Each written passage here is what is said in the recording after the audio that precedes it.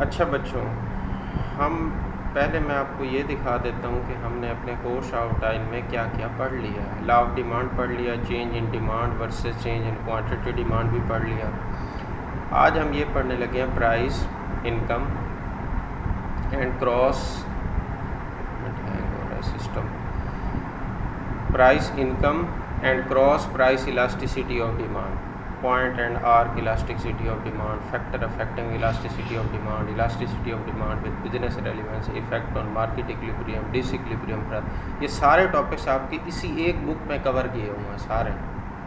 ये बुक अच्छी है, ठीक है ना। बाकी जो दूसरी बुक्स है ना रिकमेंडेड, वो फिर देखूँगा कि मिसाल के तौर पे ये वाला जो चैप्टर है ये शायद किसी और बुक में अच्छा हो तो वो वहाँ से करा दूँगा, ठीक है। तो आज हम ये पढ़ने लगे हैं इलास्टिसिटी वाला टॉपिक, ठीक है ना। उससे स्टार्ट करते हैं। इलास्टिसिटी ऑफ डिमांड पहले पढ़ा है ये टॉपिक कभी? क्या आपको पता है इसके बारे में? ऐसे हल्का फुल्का बताओ।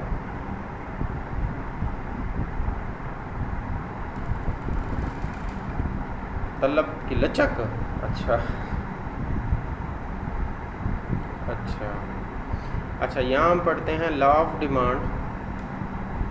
Law of demand tells the negative relationship between price and quantity demand. Law of demand जो है हमने पहले पढ़ चुके हैं। ये क्या करता है, ये नेगेटिव रिलेशनशिप बता रहा होता है प्राइस एंड क्वांटिटी डिमांड के बीच में। एक साइड पे प्राइस है, दूसरी साइड पे क्वांटिटी डिमांड है। It means that the law of demand just show the direction of change which is negative, but it ignores the extent of change, how much change। अब मैं आपको समझाता हूँ। लॉ ऑफ डिमांड में हमने ये पढ़ा कि प्राइस बढ़ेगी तो डिमांड कम होगी, प्राइस कम होगी तो डिमांड बढ़ेगी। ये जो है एक डायरेक्शन ऑफ चेंज बता रहा है, यानी एक चीज़ बढ़ रही है दूसरी कम हो रही है, यानी नेगेटिव रिलेशनशिप बता रहा है। लेकिन लॉ ऑफ डिमांड ये नहीं बता रहा कि कितना चेंज आ रहा है, यानी प्राइस बढ़ती है, प्राइस अगर 5% बढ़ रही है तो डिमांड कितनी कम हो रही है, कितने परसेंट कम हो रही है, ये नहीं बताता लॉ ऑफ डिमांड। तो लॉ ऑफ डिमांड में ये एक कमी है कि वो सिर्फ डायरेक्शन ऑफ चेंज बताता है। ये अहम पॉइंट है। जब भी आप इलास्टिसिटी ऑफ डिमांड स्टार्ट करो ना, स्टार्ट में तो इसकी डेफिनेशन लिखोगे, बुक का अपना तरीका होता है। जब ये पेपर अटैम्प्ट करो ना इलास्टिसिटी ऑफ डिमांड, सबसे पहले इलास्टिसिटी की डेफिनेशन लिखना जो कि बाद में दी हुई है, ये वाली आगे, ठीक है ना, वो पहले लिखना। और ये जो एक्सप्लेनेशन है, जब एक्सप्लेनेशन लिखना शुरू करो तो सबसे पहले यही पॉइंट लिखना कि लॉ ऑफ डिमांड में क्या चीज़ ड्रॉबैक रह गई है, कि वो डायरेक्शन ऑफ चेंज बताता है लेकिन एक्सटेंट ऑफ चेंज नहीं बताता, कि प्राइस जितनी चेंज होगी उसकी वजह से डिमांड कितनी चेंज हो रही है, ये नहीं बताता। तो ये जो इलास्टिसिटी ऑफ डिमांड है ना, ये दोनों चीज़ें बताता है। एक तो ये बताता है कि डायरेक्शन ऑफ चेंज क्या है, यानी प्राइस बढ़ रही है तो डिमांड कम हो रही है या वो डिमांड भी बढ़ रही है। हमने पिछले अपने लेक्चर्स में देखा था कि प्राइस बढ़ती है तो डिमांड भी बढ़ने लग जाती है। बाज़ ऐसे केसेस हमने पढ़े थे ना,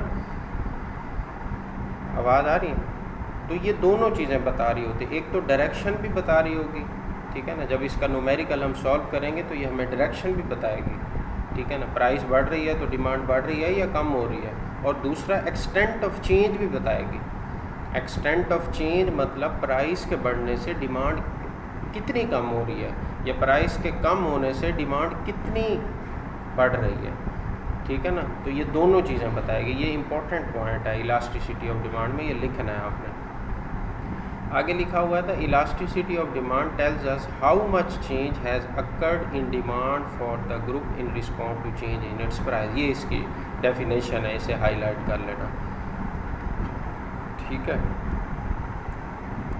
प्रॉपर इसकी जो डेफिनेशन है आगे शायद, हाँ ये दी हुई है, ये वाली, वो ना नोट करना, ये वाली लिखना, ये बुकेशिश की डेफिनेशन है। अब हम पढ़ते हैं ये जो इलास्टिसिटी ऑफ डिमांड है। If large proportionate change in quantity demanded correspond to small proportionate change in price, it is called more elastic demand or elastic demand। देखो मैं आपको इस फार्मूले से ये चीज़ें समझाता हूँ। ये एक फार्मूला है यहाँ पे, ये देखो नीचे वाले इस पर गौर ना करना, आप सिर्फ इस पोर्शन पे अभी फ़िलहाल गौर करो। मैं ख़ास चीज़ आपको बताना चाहता हूँ। ऊपर जो फार्मूला है ना कैलकुलेट करने का इलास्टिसिटी का, वो यही है, परसेंटेज चेंज इन क्यू, मतलब क्वांटिटी डिमांड में जितना चेंज आ रहा होता है वो ऊपर लिखते हैं, नीचे लिखते हैं percentage change in price.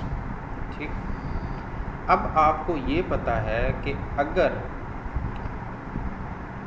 Denominator में न्यूमिनेटर से ज़्यादा चेंज आए, ठीक है ना, डिनोमिनेटर में न्यूमिनेटर से ज़्यादा चेंज आए तो आंसर 1 से कम होता है, ऐसा है कि नहीं?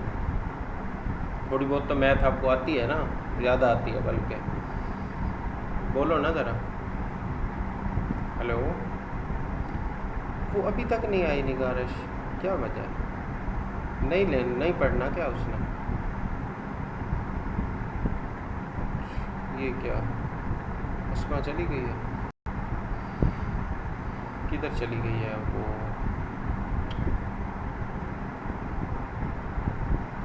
आ गया। अच्छा, अब ये देखो, आपको ये पता, अस्मा आ गई हो? अब आप ये देखो कि डिनोमिनेटर में अगर चेंज, यानी डिनोमिनेटर बड़ा है और न्यूमिनेटर कम है, तो आंसर 1 से कम आता है या 1 से ज़्यादा आता है? मुझे इतना बताओ। डिनोमिनेटर में आप मिसाल ले लो, आप रखो 5/10, आंसर क्या आएगा? 0.2 आएगा ना, 0 है। 5/10, आप लोगों की आवाज़ क्लियर नहीं आ रही, माइक को अपने पास रख के बोला करो। 5/10 इसका क्या आंसर आएगा? यानी 5 ऊपर है 10 नीचे है, ऊपर वैल्यू कम है नीचे वैल्यू ज़्यादा है, तो आंसर क्या आएगा? 1 से कम आएगा ना, 0.2 आ रहा है ना।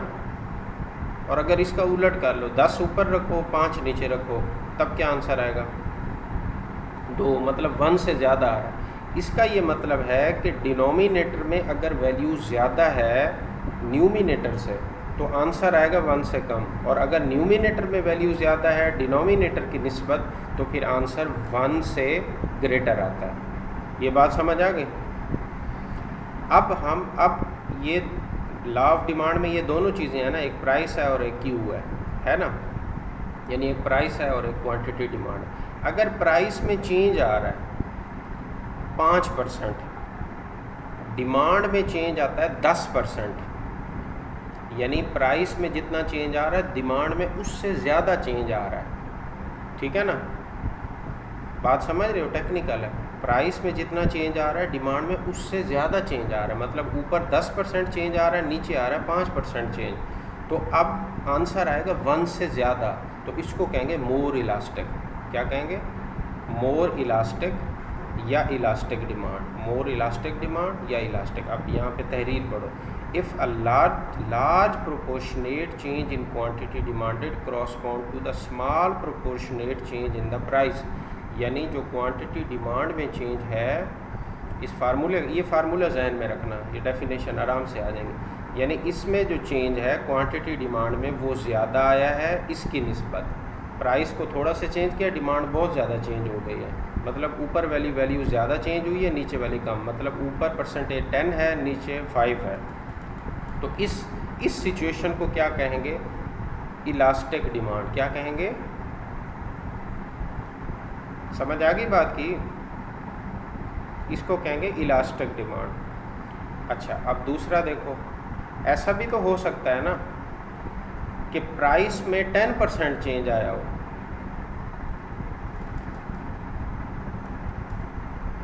अभी इसने फीस पे नहीं की,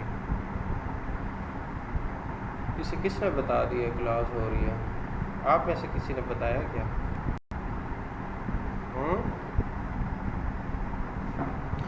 अच्छा देखो, अच्छा छोड़ो, कोई बॉय में से कोई आ रहा था।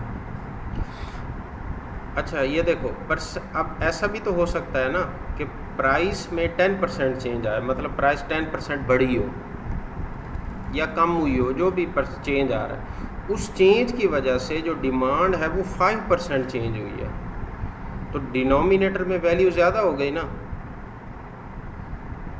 आवाज़ आ रही है? हाँ, साथ साथ चलो ना। जो डिनोमिनेटर में है प्राइस में 10% चेंज आया, लेकिन डिमांड में उससे कम चेंज आया, मतलब नीचे 10% चेंज है, ऊपर है 5% चेंज, तो मतलब 1 से कम वैल्यू आएगी ना, तो इसको कहते हैं इन इलास्टिक डिमांड। क्या कहते हैं? हाँ, इन इलास्टिक कहते हैं जब प्राइस में ज़्यादा चेंज हो और डिमांड में कम चेंज हो तो इन इलास्टिक, और जब प्राइस में कम चेंज हो डिमांड में ज़्यादा चेंज हो तो इलास्टिक। ये भूलना नहीं है, ये बहुत अहम डेफिनेशन है, और पेपर में आपने लॉन्ग क्वेश्चन में गलत लिख दिया ना तो गड़बड़ हो जानी है। अब ये देखो, if a large proportionate change in price result in small proportionate change in quantity demanded, यानी जो प्राइस में चेंज है वो ज़्यादा है, डिमांड में जो चेंज है वो कम है, तब है लेस इलास्टिक डिमांड या इन इलास्टिक। ज़्यादातर ये वर्ड यूज़ होता है, इन इलास्टिक डिमांड और इलास्टिक डिमांड। ठीक है। अच्छा, ऐसा भी तो हो सकता है ना, ऐसा भी तो हो सकता है कि 10% प्राइस चेंज हुई है, डिमांड भी 10% चेंज हुई है। ऐसा भी तो हो सकता है ना, कि नहीं हो सकता? हाँ, जब प्राइस में जितना परसेंट चेंज आ रहा है डिमांड में भी उतना ही चेंज आ रहा है, तो फिर इसे कहते हैं यूनिट इलास्टिक। क्या कहते हैं? Unit elastic demand. 1 minute hold करना है, वो पानी रख लो। अच्छा, जब प्राइस में जितना चेंज आ रहा है डिमांड में भी उतना ही चेंज आ रहा है, तो उसे कहते हैं यूनिट इलास्टिक डिमांड या इक्वल इलास्टिक डिमांड। क्या कहते हैं? Unit elastic demand. अब ये 3 पॉइंट समझ आ गए आपको? बहुत ही अहम पॉइंट थे ये, इसलिए मैंने इस पर टाइम ज़्यादा लगाया। अब बताओ, इसमें कोई प्रॉब्लम है तो रुकूं, नहीं तो आगे चलें? क्लियर है बिल्कुल? पिछला कौन सा? ये वाला, इन इलास्टिक वाला। देखो, जब भी ये इन इलास्टिक ये अक्सर भूल जाते हैं, लेकिन मेरा जब मैं पढ़ता था ना तो मैंने इसको याद रखने का अपना एक तरीका बनाया हुआ था। बच्चे और तरीके से याद करते थे, मेरा तरीका डिफरेंट था। मैं ये फार्मूला अपने जहन में रखता था, ये वाला फार्मूला, कि percentage change in Q, percentage change in P, यानी प्राइस में चेंज। और अगर प्राइस में चेंज ज़्यादा है, यानी नीचे है 10% चेंज, ऊपर आया है 5% चेंज, तो इसका मतलब है नीचे डिनोमिनेटर में ज़्यादा चेंज आया ना, डिमांड उतनी चेंज नहीं हुई, तो इस सिचुएशन को कहते हैं inelastic demand. Inelastic. देखो, if the large proportionate change in price, यानी प्राइस में नीचे, डिनोमिनेटर, प्राइस हमेशा डिनोमिनेटर में लिखनी है आपने, प्राइस में ज़्यादा चेंज आ रहा है और ऊपर डिमांड में उस चेंज आ रहा है लेकिन प्राइस की निस्बत कम चेंज आ रहा है, नीचे 10% आ रहा है, ऊपर आ रहा है 5%, तो इसको कहेंगे इन इलास्टिक। और इलास्टिक क्या होता है? इलास्टिक ये होता है कि प्राइस में जो चेंज है वो कम है बनिस्बत डिमांड में चेंज के, यानी जो न्यूमिनेटर में जितना चेंज आया वो ज़्यादा है और डिनोमिनेटर में जितना चेंज आया वो कम है, तो इसको कहते हैं इलास्टिक डिमांड। समझ आई अब?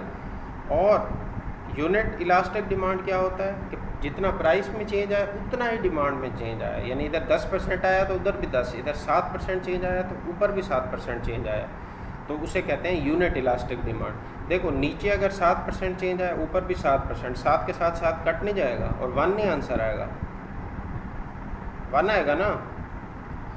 हाँ, तो वो यूनिट 1 को यूनिट कहते हैं ना, यूनिट इलास्टिक डिमांड। अब बताओ, समझ आई इस बात की? अहम पॉइंट था ये, ठीक है ना? तो ये आपने याद रखना है, यानी इसकी 3 जो काइंड्स है ना इलास्टिक की, ठीक है ना? Elastic demand, inelastic demand और यूनिट इलास्टिक डिमांड की, ठीक है ना? अब हम आते हैं इलास्टिसिटी की डेफिनेशन पर। The degree of responsiveness, the degree of responsiveness, sensitivity are proportionate change in one variable. Demand भी एक वेरिएबल है, प्राइस भी एक वेरिएबल है। क्यों? वेरिएबल कौन होता है? वेरिएबल वो होता है कि जिसकी वैल्यू चेंज हो, तो प्राइस की वैल्यू तो चेंज होती है, डिमांड की वैल्यू भी चेंज होती है, इसलिए ये वेरिएबल है। कांस्टेंट वो होता है कि जिसकी वैल्यू चेंज ना हो। तो हमारे लॉ ऑफ डिमांड में ये दोनों चीज़ें वेरिएबल हैं, प्राइस भी वेरिएबल है, डिमांड भी वेरिएबल है। अब देखो, फिर पढ़ते हैं, the degree of responsiveness, sensitivity are proportionate change in one variable due to proportionate change in an other variable, यानी एक वेरिएबल के चेंज होने से दूसरा वेरिएबल भी चेंज हो, और एक वेरिएबल के चेंज होने से दूसरा कितना चेंज हो रहा है, इसको कहते हैं इलास्टिसिटी। ये नहीं है, देखो डेफिनेशन ये भी हो सकती थी कि एक वेरिएबल के चेंज होने से दूसरा वेरिएबल चेंज हो रहा है, हम इसकी बात नहीं कर रहे, हम ये बात कर रहे हैं कि एक वेरिएबल चेंज हो रहा है तो दूसरे में कितना चेंज आ रहा है, हमने ये देखना है। समझ आई? एक वेरिएबल में जितना चेंज आ रहा है उसकी वजह से दूसरे में कितना चेंज आ रहा है, कितने परसेंट चेंज आ रहा है। इधर 5% चेंज हो रहा है तो उधर कितने परसेंट चेंज हो रहा है, तो इसको इलास्टिसिटी कहते हैं। लॉ ऑफ डिमांड सिर्फ क्या बता रहा था? लॉ ऑफ डिमांड ये बता रहा था कि ये वेरिएबल चेंज होता है तो दूसरा भी चेंज होता है, सिर्फ इतना बता रहा था। और ये बता रहा था कि लॉ ऑफ डिमांड के अगर प्राइस चेंज हो तो प्राइस बढ़ रही है तो फिर डिमांड कम हो रही है। नेगेटिव रिलेशन सिर्फ बता रहा था, डायरेक्शन बता रहा था चेंज की। लेकिन ये हमें एक्सटेंट ऑफ चेंज, एक्सटेंट मतलब हद बताता है, डिग्री बताता है कि एक वेरिएबल में जो चेंज है दूसरे में कितना चेंज आएगा। इसे इलास्टिसिटी कहते हैं। ठीक है, अब इलास्टिसिटी जो है ना, इलास्टिसिटी वो तीन, इलास्टिसिटी की टाइप्स समझ लो, वो तीन तरह की होती है। Elasticity of demand, price elasticity of demand, income elasticity of demand, ये तीन टाइप्स की इलास्टिसिटी होती है।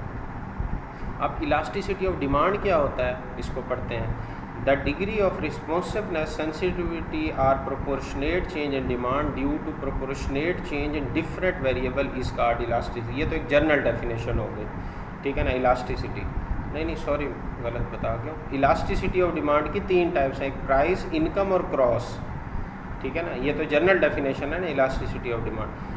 उसकी तीन टाइप्स हैं, एक price elasticity of demand, income elasticity of demand और क्रॉस। बिल्कुल आसान है, समझते हैं। प्राइस इलास्टिसिटी ऑफ डिमांड क्या होती है? The degree of responsiveness, sensitivity are proportionate change in quantity demand due to proportionate change in price, यानी प्राइस के चेंज होने की वजह से डिमांड कितनी चेंज हो रही है, इसको कहते हैं प्राइस इलास्टिसिटी ऑफ डिमांड। ठीक है। इनकम इलास्टिसिटी ऑफ डिमांड क्या होती है कि इनकम के चेंज होने की वजह से डिमांड कितनी चेंज हो रही है, उसे कहते हैं income elasticity of demand. Cross price elasticity of demand क्या होती है कि आपकी प्रोडक्ट का जो है ना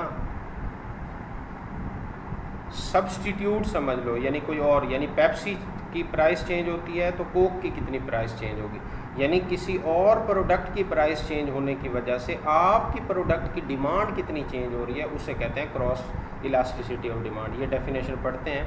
अ degree of responsiveness, sensitivity are proportionate change in demand of one commodity, यानी कोई एक कमोडिटी है उसकी डिमांड चेंज हो रही है, उस जिस प्रोडक्ट की डिमांड चेंज हो रही है ना उसकी प्राइस चेंज नहीं हुई, किसी और प्रोडक्ट जो साथ वाला प्रोडक्ट है ना, जैसे पेप्सी और कोक, ये साथ साथ समझे जाते हैं। हम कोक की मिसाल ले रहे हैं कि कोक की डिमांड पे क्या असर पड़ेगा अगर पेप्सी वाले अपने प्राइस चेंज कर दें। कोक कितने की मिल रही है? 30 रुपये की मिल रही है ना। पेप्सी वाले 35 रुपये की कर देते हैं अपनी पेप्सी, तो कोक की डिमांड बढ़ेगी कि नहीं बढ़ेगी? बढ़ेगी ना। और अगर ये देखो, अगर पेप्सी वाले अपनी बोतल 25 रुपये की कर देते हैं तो इसकी कोक की डिमांड कम होगी कि नहीं होगी? होगी ना। लोग कोक की बजाय फिर पेप्सी खरीदने लग जाएंगे।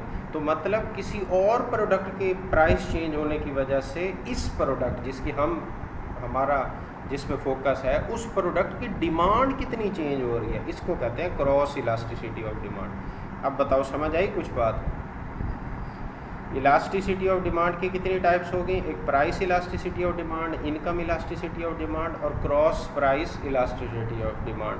प्राइस मतलब कि प्रोडक्ट की प्राइस चेंज होने से उसकी डिमांड कितनी चेंज होगी, वो price elasticity of demand. Income elasticity of demand के किसी भी पर्सन की अगर इनकम ज़्यादा हो जाती है तो वो डिमांड ज़्यादा चीज़ें करेगा कि नहीं करेगा?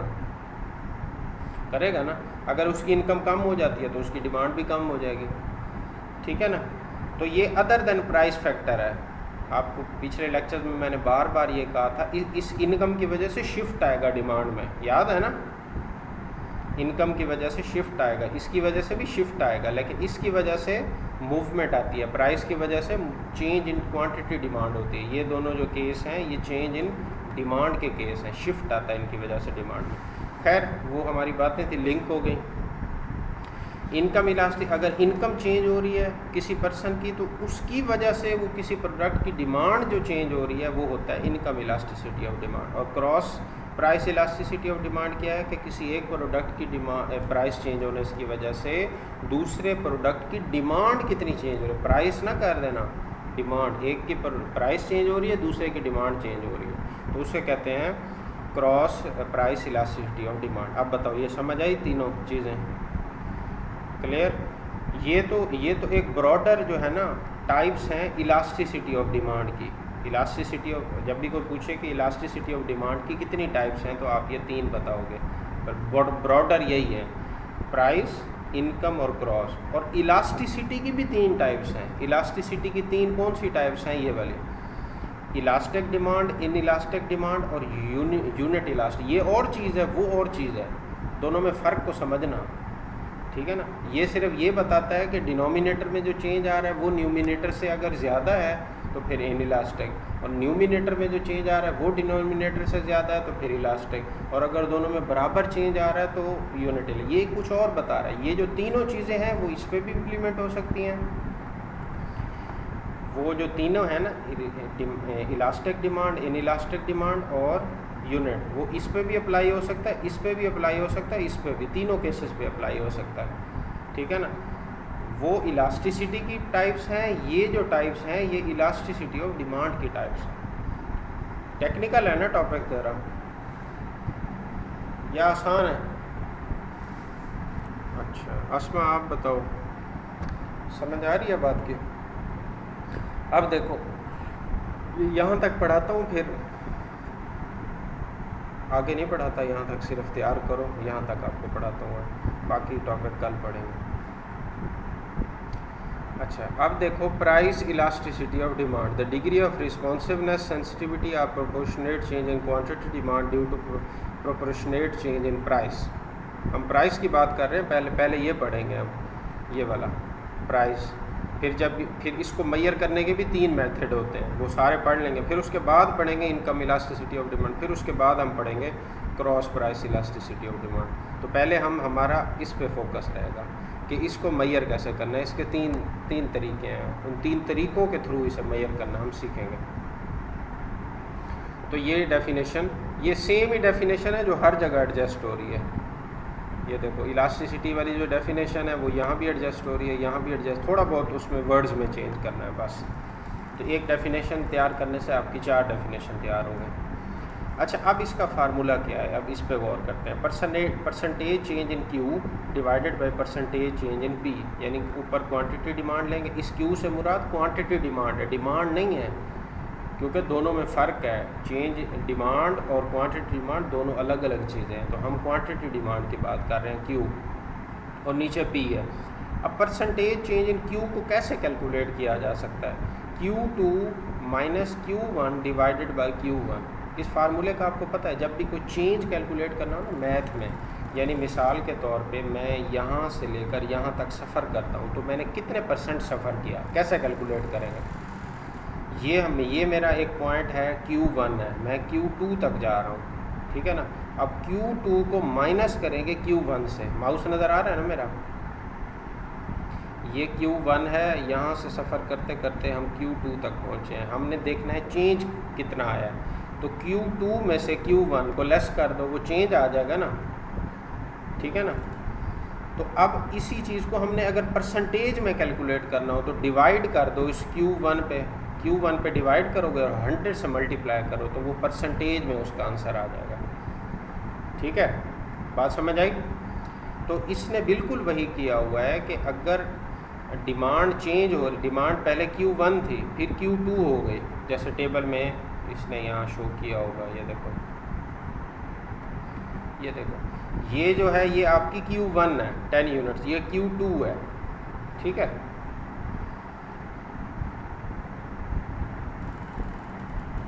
Q2 में से Q1 माइनस करना है, ठीक है ना, फिर डिवाइड करना है Q1 पे और फिर 100 से मल्टीप्लाई करेंगे तो आंसर परसेंटेज में आ जाएगा, क्लियर। फिर उसके बाद ऊपर वाला पोर्शन तो हमने देख लिया, फिर नीचे वाला पोर्शन हो P2। अब प्राइस भी तो चेंज होती है ना, प्राइस के चेंज होने से ही डिमांड चेंज होती है ना, नॉर्मली हर वक्त नहीं। ये देखो प्राइस 100 थी तो कम हो गई 50 हो गई, प्राइस चेंज हुई, ये P1 है और ये P2 है, समझ आई? जो हमेशा दूसरे नंबर की होती है ना वो 2 उसको नंबर देते हैं। प्राइस है तो P2 देंगे, क्वांटिटी डिमांड है तो Q2 देंगे, जो दूसरे नंबर चाहे वो कम हो या ज़्यादा, इससे हमारा फ़र्क नहीं है, ठीक है ना। अब P2 माइनस P1 ये तो चेंज आ गया। अब इसको हमने परसेंटेज में निकालना हो तो कैसे निकालते हैं, डिवाइडेड बाई P1, जो ओरिजिनल जहाँ से हम शुरू करते हैं उस वैल्यू से डिवाइड कर देते हैं और 100 से मल्टीप्लाई करते हैं, ठीक है ना। तो ये हमारा आ जाता है। अब ये फार्मूला हमारा बन गया परसेंटेज चेंज इन Q, नीचे वाला percentage change in P price में, ऊपर वाला percentage change in Q, percentage change in P। अब इसी चीज़ को, यानी इस चीज़ को हम इस तरीके से भी लिख सकते हैं। कैसे, जब भी हम चेंज कैलकुलेट करते हैं ना तो उसको डेल्टा Q से शो कर सकते हैं, डेल्टा से शो। मैथ में पढ़ा होगा आपने, डेरिवेशन में पढ़ा था ना। हेलो, पढ़ा था ना, हाँ। डेल्टा, जब भी चेंज की बात होती है उसे डेल्टा से शो कर सकते हैं। तो ये देखो Q2 माइनस Q1 ये डेल्टा Q, और डिवाइडेड बाई Q वैसे का वैसे खड़ा है, और नीचे वाला भी ऐसे कर सकते हैं, delta P divided by P, ठीक है। और ये आप पूछोगे 100 किधर गया, 100 से कट गया, ऊपर भी 100 है नीचे भी, कटने जाएंगे, ठीक है। अच्छा, अब इस फार्मूले को रीअरेंज करो, ये एक मिनट में इससे कम कर देता हूँ थोड़ा सा,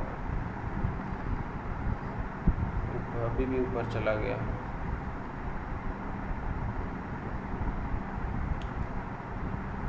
मैं आप लोगों के लिए ना एक वो अरेंज कर रहा हूँ, एक डिजिटल बोर्ड, उसके ऊपर मैं लिखूँगा और आपको स्क्रीन पे शो होगा। वो ईद के बाद तक आ जाएगा इंशाल्लाह। अभी मैं ऑर्डर करूँगा दराज पे, उससे ये जितना भी न्यूमेरिकल टाइप है ना वो मैं आपको उधर ही समझा दिया करूँगा, ठीक है। मेहनतें हो रही हैं आप लोगों के लिए, लेकिन आपकी क्लास को अगर एहसास होगा, अब वो जगह नहीं है, कैसे समझाऊँ, यही से बताता हूँ। देखो, मैथ में ये वाला Q कहाँ जाएगा, नीचे नहीं चला जाएगा। मैथ तो पढ़ी है ना, थोड़ी बहुत तो आती होगी ना, मेरे से शायद अच्छी आती हो। ये देखो, एक मेन बटा है, ये बटा जिसे बोलते हैं ओवर, ठीक है ना, ये है।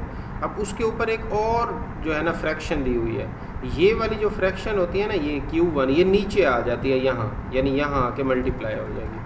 और बट्टे के नीचे जो बटा होता है ना, ये मेन बटा तो ये है ना, इसके नीचे जो बटा होता है वहाँ जो उसके नीचे जो वैल्यू होती है ये ऊपर आ जाती है, यानी Q नीचे यहाँ आ जाएगी यहाँ, और जो P1 है वो ऊपर चली जाएगी। समझ आई बात की? मैथ में किया कभी ऐसा? हतमन किया होगा आपने। तो ये देखो, डेल्टा Q ऊपर है, डेल्टा P नीचे है, ये तो ठीक थे, इनमें तो कोई प्रॉब्लम नहीं था। डेल्टा Q ऊपर, डेल्टा P नीचे। अब P1 ऊपर चला जाएगा, Q1 नीचे आ जाएगा, ये देख लो, ये देखो P1 ऊपर चला गया, Q1 नीचे आ गया, ठीक है ना। तो अब ज़रा इसे रीअरेंज कर लेते हैं, डेल्टा Q के नीचे डेल्टा P लिख देते हैं, मल्टीप्लाइड बाय P1 ऊपर है, Q1 नीचे लिख देते हैं, ठीक है। ये इस तरह, ये, और यहाँ आपने ये वाला E, दूसरा सिंपल E नहीं लिखना, अपने वाला E, ये जैसा बना हुआ है ना, ये एक ख़ास निशानी है इलास्टिसिटी की, और साथ D भी लिखना है। D से ये मुराद है इलास्टिसिटी ऑफ डिमांड, हमने प्राइस इलास्टिसिटी भी पढ़ी थी, वो नहीं है, वो B होगा। ये है D मतलब elasticity of demand, price elasticity of demand की बात कर रहे हैं, ठीक है ना। तो अब इसको, इस फार्मूले को इस तरीके से भी लिख सकते हैं, कैसे भाई, delta Q divided by delta P। अब ये स्लोप होता है 1 बाय स्लोप, इसको 1 बाय स्लोप भी कह सकते हैं, और multiplied by P by Q।